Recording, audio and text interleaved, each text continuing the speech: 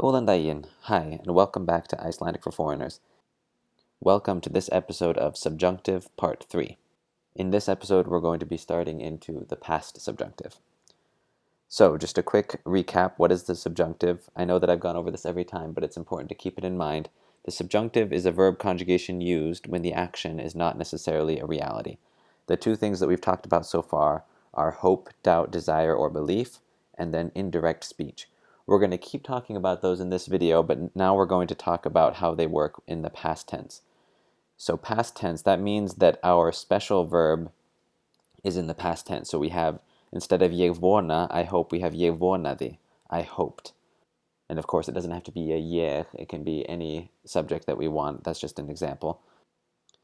So with any of these verbs in the past tense, we're going to have to change our second verb in the two-verb construction that we've talked about in the other videos. So the general rule is when the special verb is in the past tense, the second verb is in the past subjunctive. But I should tell you that Icelanders are using the past subjunctive less and less. Usually they'll just use the word mynti, which actually is the past subjunctive of munu, and then they'll follow that with the infinitive. Some exceptions where they'll almost always use the regular past subjunctive is vera, verða, geta, eiga, skulu, and vita. Now let's go ahead and take a look at some examples.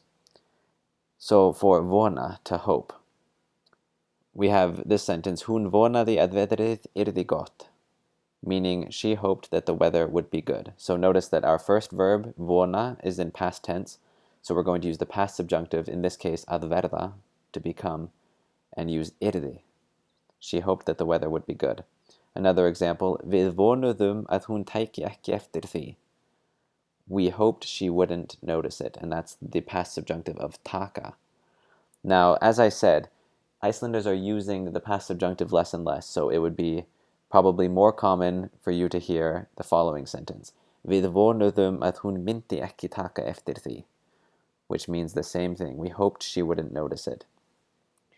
Oftentimes they're going to use mynti, or one of its forms, because the thing that they were hoping for or thinking is something that was going to happen in the future. And so that's why we're using the verb munu, which means will. It's what you use to talk about the future, but we're using it in the past subjunctive. So when the thing that we were hoping was for something that would happen in the future, mynti is used very often. Let's look at some more examples. For efast which of course means to doubt. Stefán efaðist að hann gæti klárað matinn. This means Stefán doubted that he could finish the food. And that's the past subjunctive of geta, which is one of those that almost always is actually used in its past subjunctive. We don't use mynti very often with it. Here's another example. Hún efaðist að hann myndi koma. She doubted that he would come. Okay, let's talk about vilja. Now, vilja is almost always used with the real past subjunctive. You don't use mynti very often with it. So, kærastan mín vildi að ég færi með sér.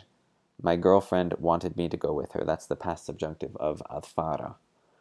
Or pappi minn vildi að hún hringdi í tannlæknin. My dad wanted her to call the dentist. All right, let's talk about að halda, which is to think. This one, they almost always use mynti, except with those exceptions that we looked at on that earlier slide. So, ég hélt að Arnar myndi koma. I thought Arnar would come. Þeir héldu að þetta væri nóg.